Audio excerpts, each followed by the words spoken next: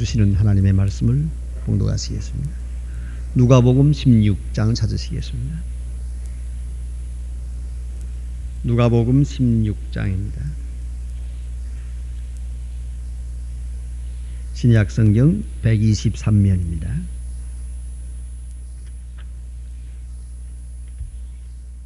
누가복음 16장 10절로부터 13절까지 봉독할 것입니다. 누가복음 16장 10절로부터 13절까지 봉독하시겠습니다. 지금 다 같이 읽겠습니다. 지극히 작은 것에 충동전한 큰 것에도 충성되고 지극히 작은 것에 불의한 자는 큰 것에도 불의하니라. 너희가 만일 불의한 재물에 충성치 않으면 누가 참된 것으로 너희에게 맡기겠느냐. 너희가 만일 남의 것에 충성치 아니하면 누가 너희의 것을 너희에게 주겠느냐. 집 하인이 두 주인을 섬길 수 없나니 혹 이를 미워하고 저를 사랑하거나 혹 이를 중히 여기고 저를 경히 여길 것임이라. 너희가 하나님과 재물을 겸하여 섬길 수 없느니라. 아멘. 오늘 예수님의 잠언 43번째 생각하려고 하는 잠언은 10절에 있는 말씀입니다. 지극히 작은 것에 충성된 자는 큰 것에도 충성되고 지극히 작은 것에 불의한 자는 큰 것에도 불의하니라. 지극히 작은 것에 충성된 자는 큰 것에도 충성되다. 충성에 대해서는 양적으로 질문하지 않고 질적으로 묻고 있다는 것입니다. 큰 충성이냐 작은 충성이냐. 근데 우리는 대체로 큰 충성만 생각하고 작은 충성이 까짓 거야 생각합니다만은 충성이라고 하는 입장에서는 작은 것이나 큰 것을 같이 보고 계신다 하는 말씀입니다. 그래서 충성의 질량에 대해서 오늘 이 시간 생각하려고 합니다. 이게 충성에 대한 잠언입니다. 이 충성이라고 하는 말은 피스티스라고 헬라 원문에 되어 있는데 이것은 우리가 번역할 때 충성이라고도 번역하고 믿음이라고도 번역하고 신실이라고도 번역합니다. 사람이 하나님께 향한 자세, 그건 곧 믿음입니다. 그러나 하나님께서 사람을 보시는 사람을 볼 때의 보는 그 기준은 그것은 바로 그 자세는 충성입니다. 그래서 사람이 하나님을 믿으면 구원을 받을 것입니다. 하나님께서 사람을 믿을 수 있을 때 그에게 복을 주실 것입니다. 여기서 우리는 깊이 생각할 것이 있습니다. 충성 문제는 구원의 문제는 아닙니다. 분명히 이 충성 문제는 은사의 문제요, 사명의 문제입니다. 이것은 은혜의 문제가 아니라 은사의 문제입니다. 그러니까 우리가 구원받는다 하는 그 문제, 혹 충성이 없어도 구원받을 수도 있는 것 같습니다. 예컨대 십자가 옆에 있던 강도, 충성할 시간이나 있었나요? 방금 그저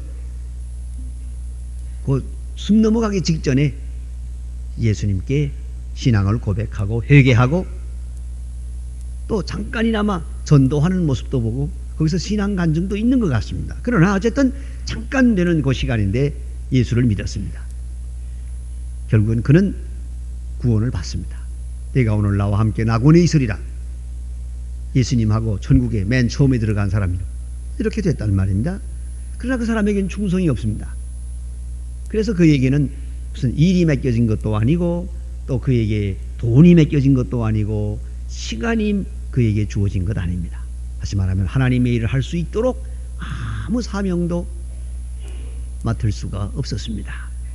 기회가 주어지지 않고 맙니다. 그러니까 은사는 없었다, 이렇게 보아야 합니다. 그러니까 충성 문제는 구원의 문제와는 별개입니다. 문제는 사명의 문제입니다. 우리가 은혜를 받아야 구원을 받습니다. 은혜의 문제입니다. 그것은. 그러나 은사는 또 별개입니다. 그것은 하나님께로부터 은혜의 선물을 받아서 은사를 통하여 하나님의 일을 합니다.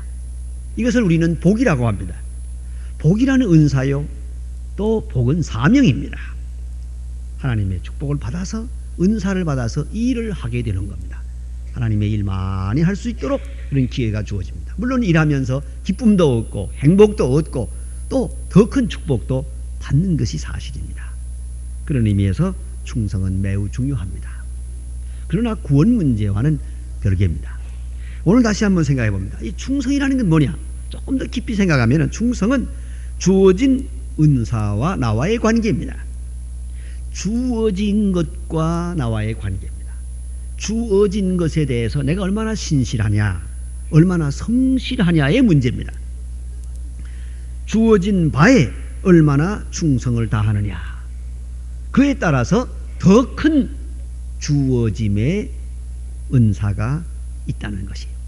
이미 주어진 것을 신실하게 충성되게 잘 감당하면 하나님께서 더 주신다. 있는 자에게 더 주는 거예요. 이것이 성경적 진리입니다. 충성의 논리는 있는 자에게 더 줍니다.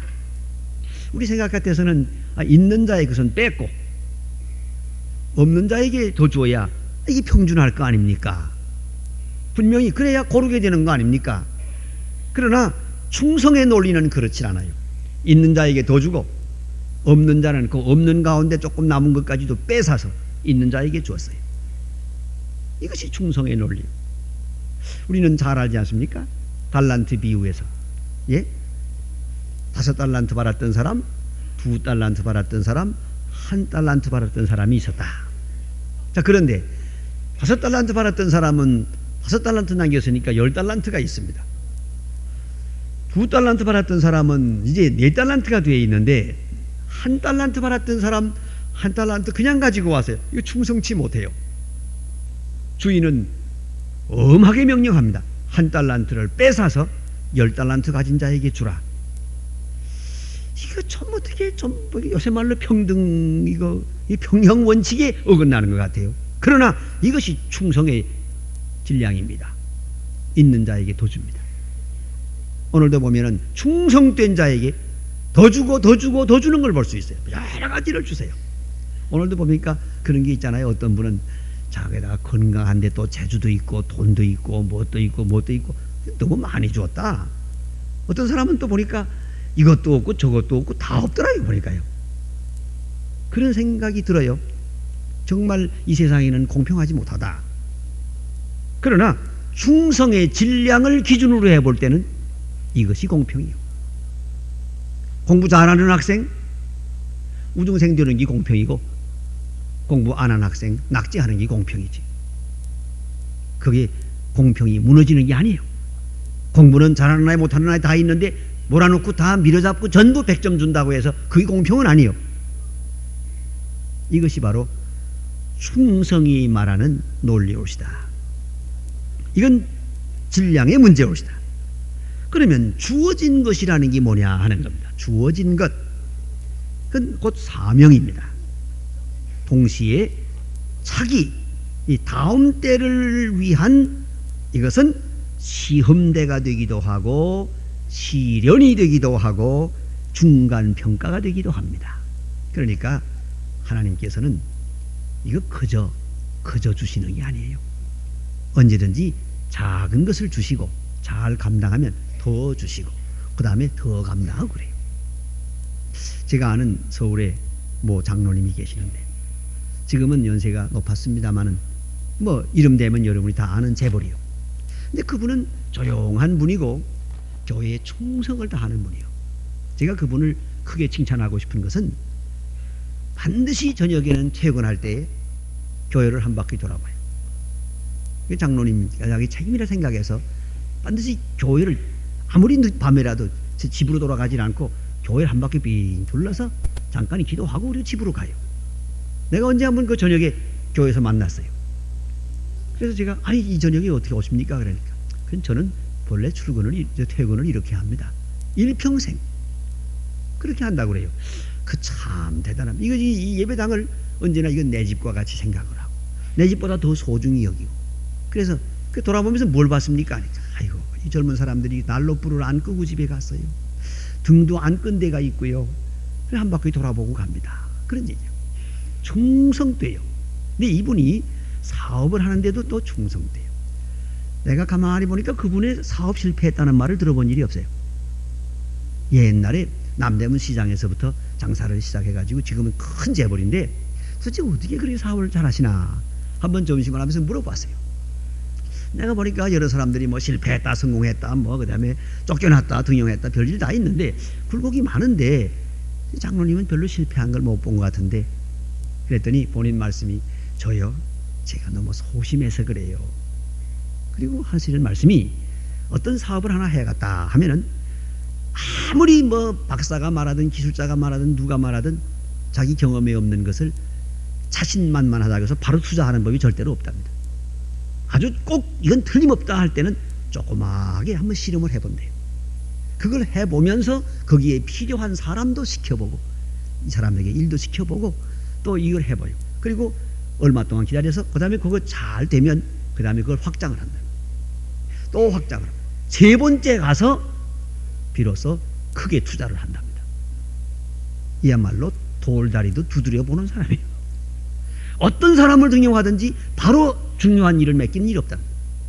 반드시 한번 시켜보고 또 밑에다가 뒀다가 아무리 여기 장차는 여기서 일 시킬 사람이라도 맨 밑에도 뒀다가 그 다음 불평 안 하면 또 그 다음에 있다가 그 다음에 이렇게 올려서 자기 시자리 갖다 놓는다는 거예요. 그래서 제가 대단한 분인데 그런 생각을 했습니다. 여러분 하나님께서도 그런 식으로 하신다고요. 작은 일을 맡기세요. 충성하면 그 다음 일 맡기세요. 거기서 충성에 합격이 되면 그 다음 일을 맡기세요. 이것이 하나님이 하시는 일이요. 그런데 내가 맡은 것 불평해요. 충성하지 않아요.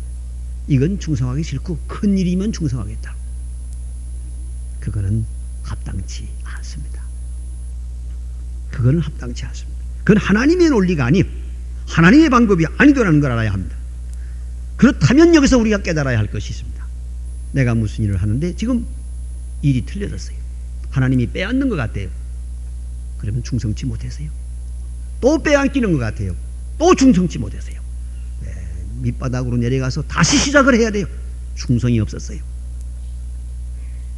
충성의 계단을 한 계단 한 계단 올라가면서 주어지는 은사를 받게 된다는 것을 잊지 말아야 합니다. 그러면 우리가 주어지는 것이 무엇입니까? 하면 시간이죠, 건강이지요, 지식이지요, 지혜지요, 물질이죠, 지위죠. 모든 것 다 주어지는 것들입니다. 여러분이 건강을 위해서 애씁니다. 물론 음식도 조정하고 절제도 하고 뭣도 하겠지만 그러나 우리가 하나님 앞에서 성실히 생각해야 될 문제가 하나 있습니다. 그것은 내게 주신 건강을 통해서 내가 얼마나 충성을 다했나, 얼마나 이 건강을 가지고 꽉 차게 일을 했는가. 하나님이 내게 건강을 또 주실 만큼 충성을 보였나, 아니면 내가 너 건강 주었더니 시원치 않더라, 그 건강 도로 뺏는 게 여러모로 좋겠다, 그렇게 생각할 것이 아닌지 여러분 생각해 봐야 됩니다. 시간에 충성하고 건강에 충성하고 지식에 충성하고 지혜에 충성하고 특별히 물질에 대해서 깊이 생각해야 됩니다. 오늘 본문은 이제 재물에 대해서 말씀합니다. 충성의 척도로 재물을 가지고 말하는데 이것은 상징적이요 비유적이면서 대표적인 것입니다. 모든 충성 중에 물질에 대한 충성이 가장 가시적이고 가장 정확합니다. 잘 아시지 않습니까? 그 사람을 사람 됨을 알려면 돈 줘보면 알죠. 돈 가지고 알 수 있어요. 사실 재물은 오늘 성경에도 말씀대로 두 주인을 섬기지 못한다. 그만큼 그는 이 재물이란 하나님의 위치에까지 도전하는 것이요. 요새 보니까 재물 이거 대단하던데요. 이 재물의 위력이 대단합니다요. 그래서 옛날엔 돈 없을 때는 부인들이 고분고분했답니다. 요새 돈 생기니까 부인들이 남편 말 안 듣는다 그래요. 내가 요즘 전에 일본 가서 얘기 들었는데 일본에는 그렇거든요. 예신들은 일본 여자들은 남편 앞에 아주 꼼짝 못하고 또 남자들이 또 여자를 또 막 무시하죠. 또 말하는 것도 아주 뭐 형편없이 뭐 기미 볶고 그러고 말이야 이러거든요. 그런데 그 얘기를 그렇게 알고만 있었는데 지금 며칠 전에 일본 가서 보니까 안 그래요. 전혀 세상이 바뀌었어요. 남존여비가 아니라 여존남비더라고요. 완전히 바뀌었어요. 세상이. 왜 바뀌었느냐? 여자들이 돈을 가졌어요. 그러니까 조금만 뭐라 그러면 그만둬 나가버려. 나가버리면 그 어린애 가지고 어떡합니까? 큰일이라는 거예요. 1년에 자가 3만 명이 가출을 하니까 여자가요. 그렇다고 가출하진 마세요만 그 출가는 좋은데 가출은 문제라고요. 아예 다 놔두고 그냥 가버려 그냥. 근데 여자는 또 어디 가나 취직이 된답니다. 또 그럼 공장에 들어가기가 쉬우니까 취직을 하는데 남자는 이거 어린애 데리고 어떡합니까? 이거 큰일이라는 거야 도대체가요. 그래서 그저 뭐 집에서 무사히 살아주는 것만도 고맙다고 남편들이 뭐 부인 앞에 슬슬 깁니다요. 그런 형편이 됐다고 그래요. 결국은 문제는 돈이요. 그러니까 돈 없으니까 그동안 남편에게 빌어붙어 살았거든요. 그러니까 난 그런 면을 생각해 볼 때 경제적으로 자립할 수 있는 능력이 충분히 있으면서 사랑해야 그 진짜 사랑이요. 효도도 경제적으로 충분히 자유하면서 부모에게 효도할 때 그게 진짜 효도지. 저 아버지 신세가 아니면 나는 못 산다. 그래가지고 효도하는 거 그 변변치 않은 효도요. 그것은 유산 얻기 위한 수단이요. 요새 뭐 좀 심한 얘기입니다만은 그 종초 때나 추석 때 뭐 지방으로 그냥 뭐 전 인류가 막 이렇게 전 민족이 이동을 하잖아요. 그 이동하는 이유가 뭐냐? 지방에 왔다 갔다 안 하면 유산이 없답니다. 그래서 그거 뺏길까봐 부지런히 간답니다. 아버지가 가지고 있는 땅 그 정도도 가져야 가는데 이놈은 종초 때도 안 오는 놈 유산 없다 그러면 그만이거든. 그래서 가느라고 바쁘답니다. 그게 그 말 듣고서 문제 있다 그랬습니다. 예. 고향 가는 거 문제 있다. 예. 자, 이거 생각해 보세요. 그러니까 이 재물이라는 게 이렇게 무서운 거예요. 효도한다고 하더니 그것도 재물 때문이요. 그래서 이 어른들 다 계시지만은 돈주머니를 딱 쥐고 있어야 효도받는다고 하잖아요. 예. 그 어느 아버지가 커다란 다이아 반지를 끼고 있었답니다.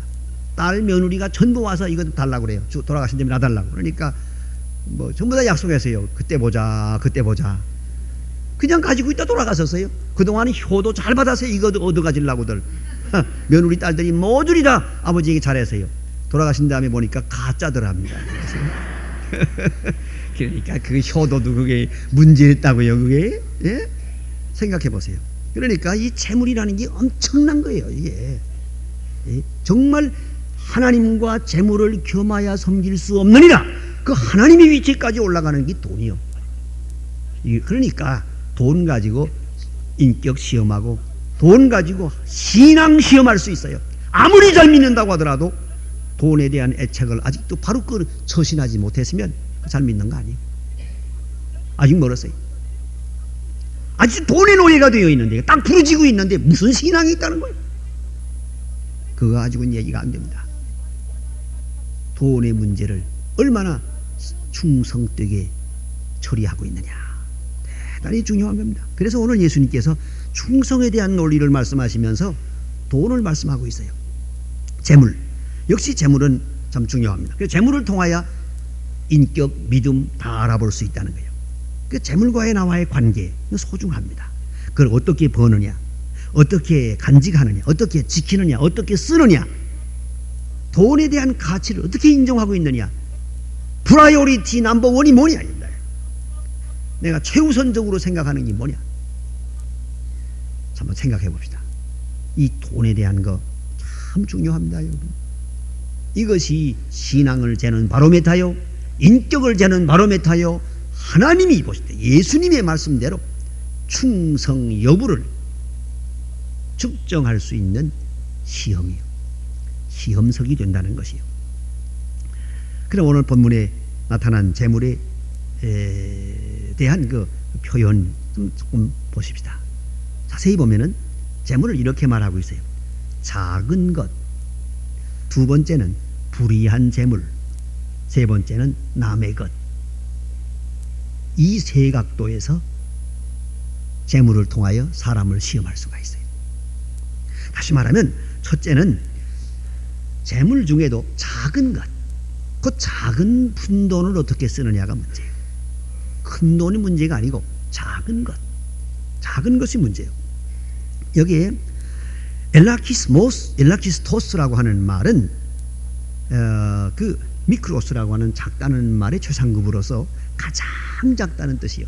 The least, 가장 작은 것, 아주 너무나 보잘것없는 것, 대수롭지 않은 것, 뭐 그저 이 관심 둘 만한 가치가 없는 아주 작은 것, 이것에 대해서 충성해야 된다는 것이요. 사람의 인격을 봅시다. 여러분, 돈을 어떻게 사용하십니까? 그게 문제예요. 작은 돈을 바로 써야 돼요. 좀 실례 얘기입니다만 뭐 모든 사람들이 그런 일이 좀 있는 것 같아요. 제가 뭐 그렇게 많은 돈을 가지고 다니는 사람이 아니라서 그저 뭐 저도 그 습관이 있어서 그냥 돈을 아무렇게나 그냥 주머니 여기저기다 넣었다 꺼냈다 그렇게 했어요. 그저 뭐 벌써 몇 년 전에, 오래전에 제가 아는 아주 부자예요. 근데 갑자기 보니까 어디서 그 1,000원짜리 하나 꺼내는데 지갑을 꺼내고 지갑 안에다가 잘 넣었어요. 그 1,000원짜리 하나를 소중히 꺼내고 또 그 옆에서 또 잔돈 꺼내는 그 주머니 또 있어요. 잔돈 또 가죽 주머니 있는 것도 꺼내서 이렇게. 그거 내놓는 걸 보고서 이 재벌은 저렇구나. 그래 이거 아주 신선한 충격을 받았어요. 근데 그 다음에 다른 재벌하고 또 저는 재벌은 못 되지만 재벌하고 친하거든요. 그래서 그 재벌 장로님들하고 식사하면서 보니까 돈 낼 때 보니까 또 그렇게 해요. 아주 조중히. 그래서 내가 한번 물어봤어요. 그거 그렇게 하십니까? 하고 물었더니 잔돈을 소중히 여겨야 됩니다. 이 돈이 얼마나 중요한 건데 돈을 이렇게 주머니에다 구겨 넣는 법이 절대로 없다는 거야. 내가 그걸 보고 나도 그렇게 하면 재벌 되려나. 그래서 그 다음부터 열심히 넣어가지고 다녀요. 여기다가 잘 넣어가지고 아무리 구겨진 1,000원짜리라도 다시 펴서 여기다가 넣고. 여러분, 돈 함부로 그리지 마세요. 아니 보면 꼭 휴지 조각처럼 이건 나라를 살림에도 이건 큰 문제입니다. 이거는요. 그걸 돈을 소중히 여겨야 됩니다. 작은 돈을 소중히 여겨야 돼요. 그냥 구기구기해서 그럼 저 화토판 편 돈같이 그냥 노름판에 있는 돈같이 막 그냥 구겨가지고 막 그렇게 하는 게 아닙니다. 그 돈에 대한 정신이 잘못된 거예요. 우리가 이 물질 소중히 여기되 작은 것을 소중히 여기라. 조그마한 것 이것쯤이야 하고 내버리고 이것쯤은 버려도 된다. 그게 아니에요. 작은 물질을 소중히 여기는 것이 충성이에요. 저는 그래서 요새 텔레비전도 많이 얘기합니다만은 그 음식 찌꺼기 내버리는 거 참 좋지 않아요.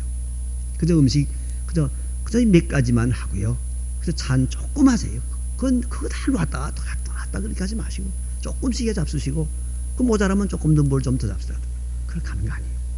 서양 사람들은 그저 꼭 숫자대로 하더만요. 딱 지어서 몇 접시 딱 만들어 놓고 모자라면 빵 하나 더 주면서 먹으라 그래요. 배고프면. 절대 남기는 법이 없습니다. 이거 우리 안 됩니다요. 우리가 그 사람들 식사하는 거 보잖아요. 터키 같은 거 보면 터키 커다란 갖다가 여기서 썰 때 보면 아주 굉장해요. 막 썰어서 먹고 이렇게 해놓고는 그 다음엔 또 그것도 그 다음엔 썰어서 뒀다가 샌드위치 해 먹고 또 그 다음에 그 뼈다귀는 또 이것도 푹 끓여가지고 쑥 해 먹고 생선가시 하나도 버리질 않아요. 그걸 다시 구워가지고 갈아서 국에 쳐서 마세요. 우리는 너무 쉽게 버려요. 그건 뭐 돈이 있고 없고의 문제가 아니에요. 없어서 절약하라는 게 아니에요. 하나님이 소중하게 주신 거니까. 이게 다 소중한 거니까. 뭐 나라 살림이 안 되니까 그러라는 얘기가 아니에요. 하나님이 내게 주신 거니까. 이게 충성이에요. 모자라서 그런 것도 아니고 나라 살림까지 걱정할 것도 없어요. 문제는 낭비는 그대로가 죄예요. 그런 거로 물질 작은 것에 충성할 때 그런 것을 주겠다. 여러분, 뭐 그렇다고 해서 이게 무슨 구두쇠가 되고 뭐 그다음에 뭐 인색한 사람이 되라 뭐 그런 얘기가 아닙니다.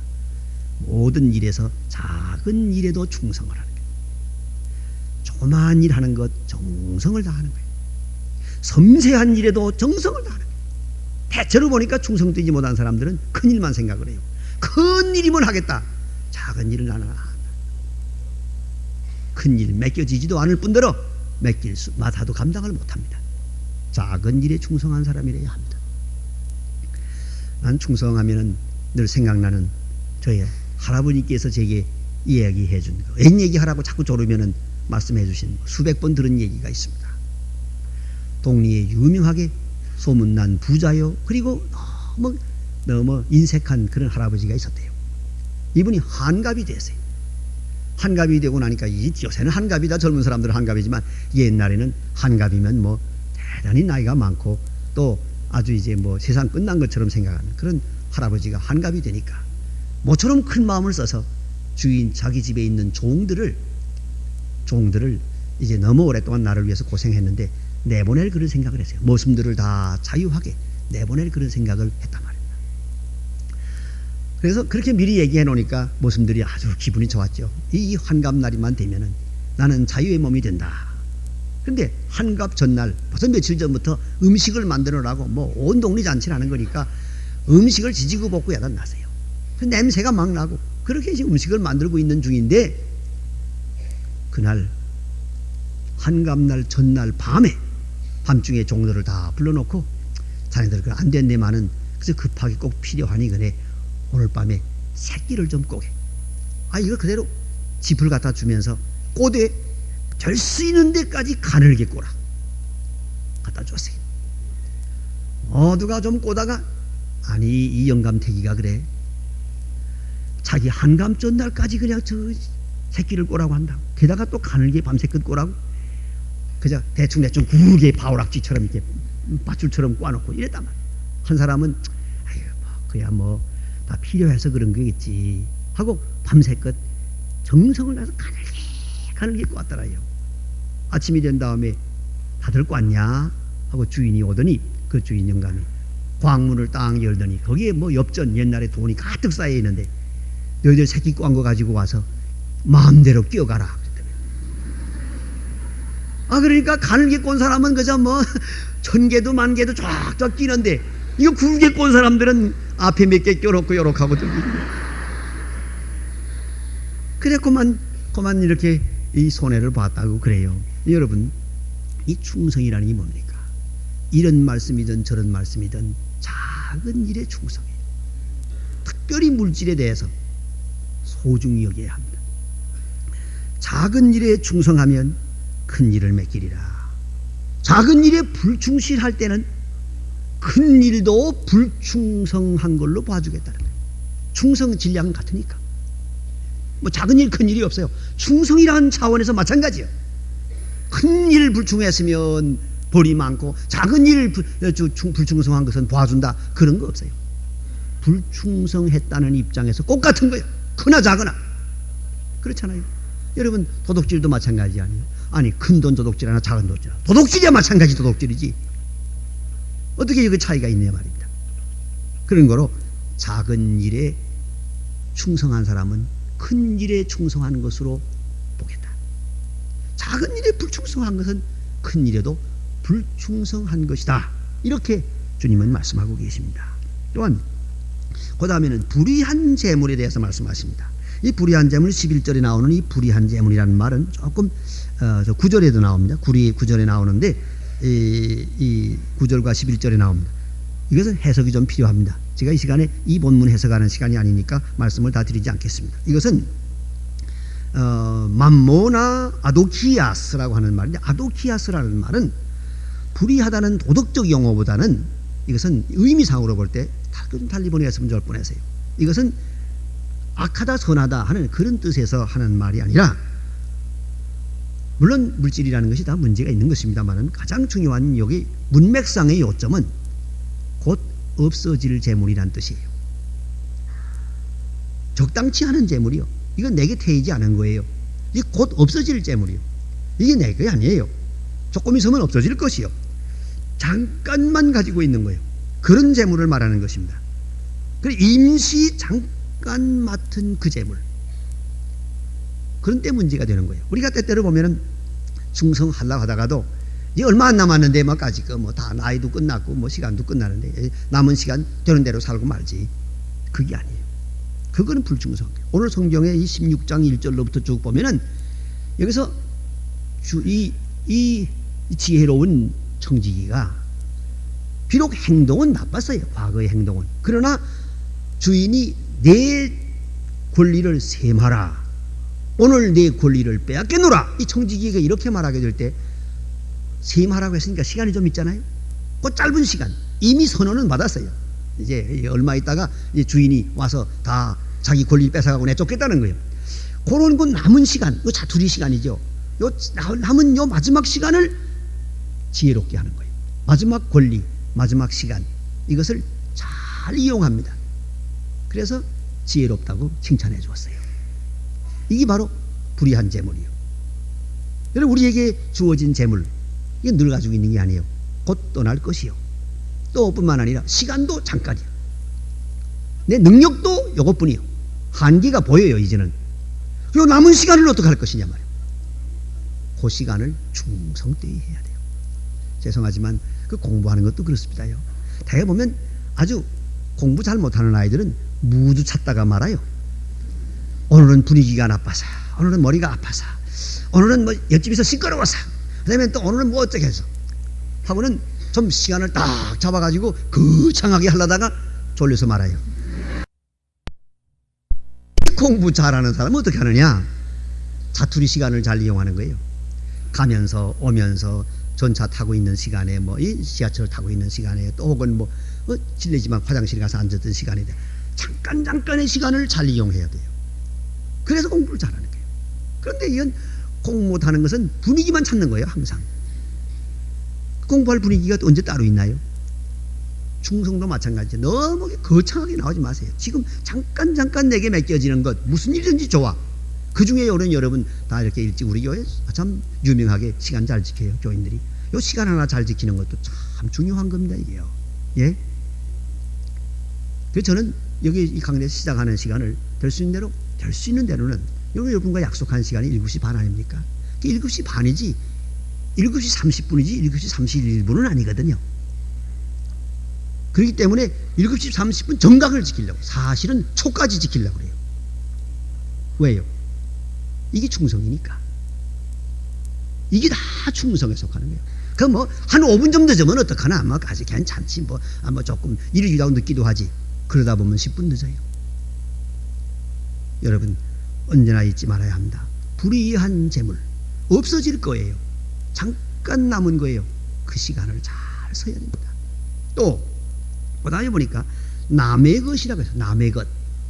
남의 것에 충성치 못한 자는 아니하면 누가 너희에게 너희의 것을 주겠느냐. 남의 것.